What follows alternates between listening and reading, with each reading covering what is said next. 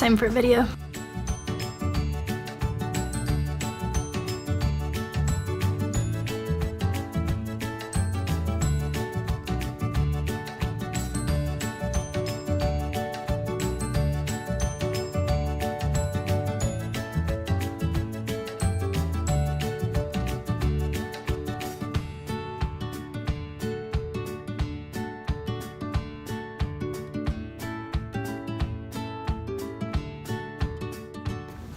So today's video is going to be about what to take on a ski trip.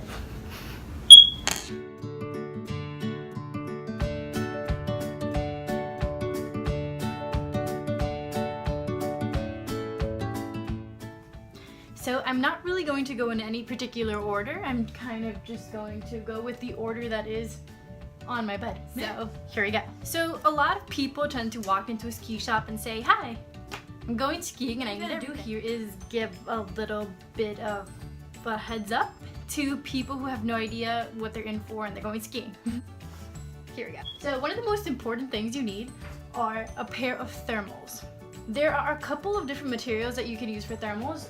The one that I do not recommend is cotton, because cotton will not dry when you sweat, hence you will stay cold. And that is not fun. So what I recommend are a pair of merino wool thermals, which they look like this. Kind of look like leggings. And then that's the little logo. And the top looks like this. Kind of just looks like workout clothes. That's my favorite kind of thermal. You can also use polyester. That'll work just fine. Socks.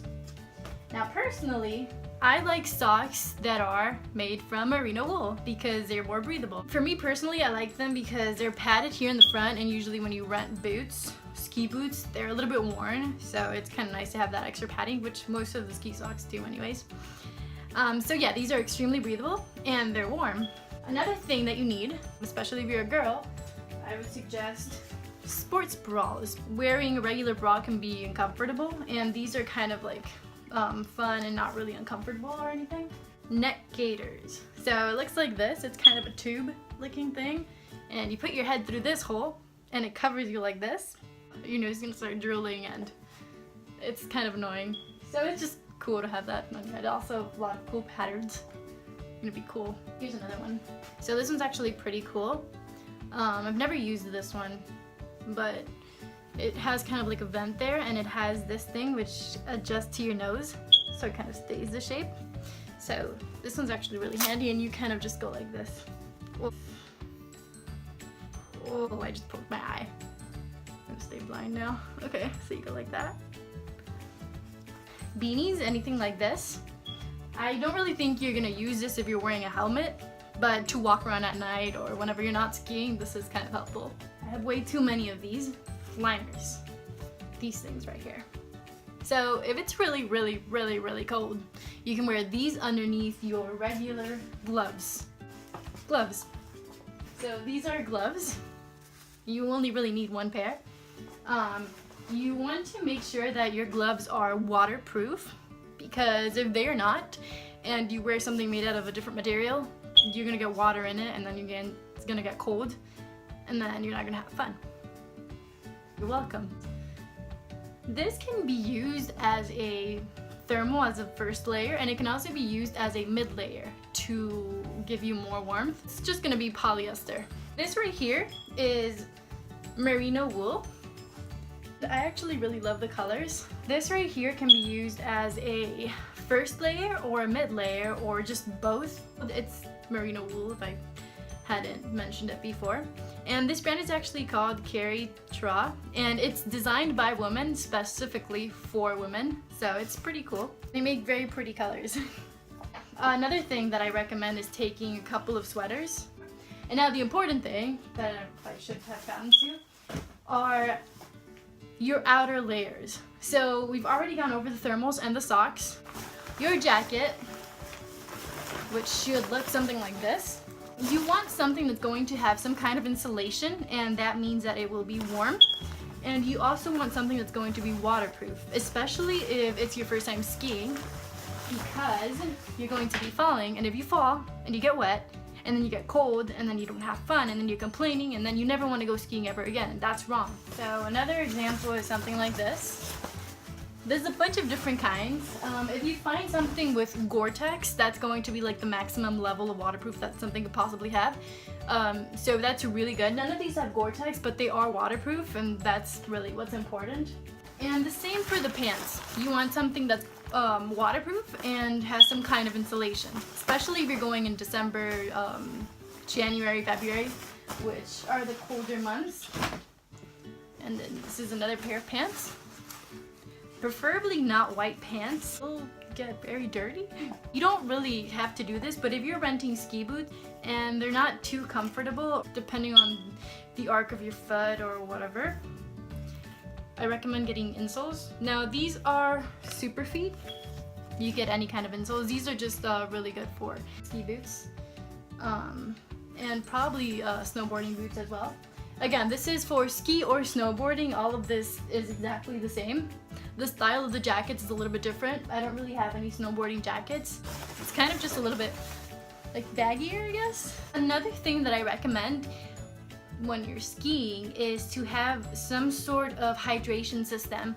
And this is really important because when you go from wherever you're traveling from and you go into altitude, especially if you've never been in altitude, you might get altitude sickness. And to avoid that, or to help not that get so serious, drinking water is very beneficial.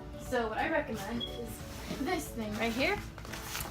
This is a hydration system. So what this is a backpack, a little small backpack, and inside there is this, which you open, like you twist this and you open it and you fill it with water, and it has this giant straw. Not really, but you unclip it, you drink, and you clip it back and it locks it like this. So this is really handy to have when you're up on the mountain and you're skiing all day, drinking plenty of water. And it also has a couple of other pockets. Now this is a Camelback. I recommend this one just because I really like it, and I've used it for, not this one specifically, but I've used this style. In my other video I said I recommended it for ultra, to drink lots of water, right here. So these pills right here, it's a vegetable capsule. It's vitamin B1 and vitamin B12. So it's just vitamins and natural stuff.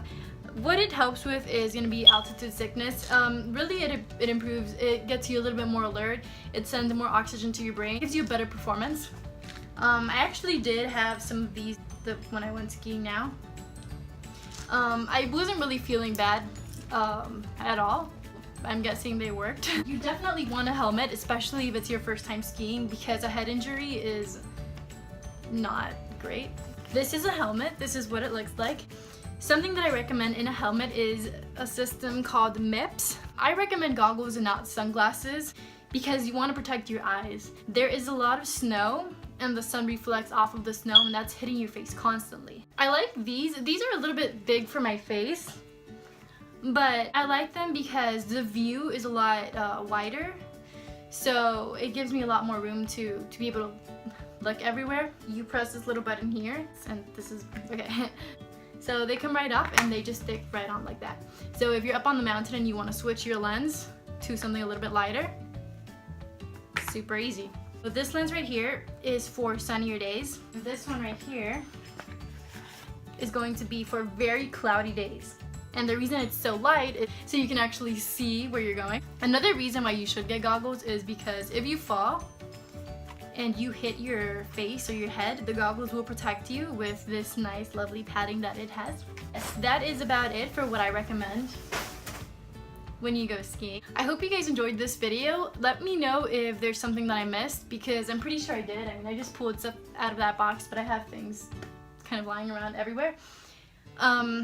So let me know if you like it. If you didn't, feel free to leave it down in the comments below. I don't really mind. I hope this actually helps some of you guys with your next ski trip. And thank you for watching my video.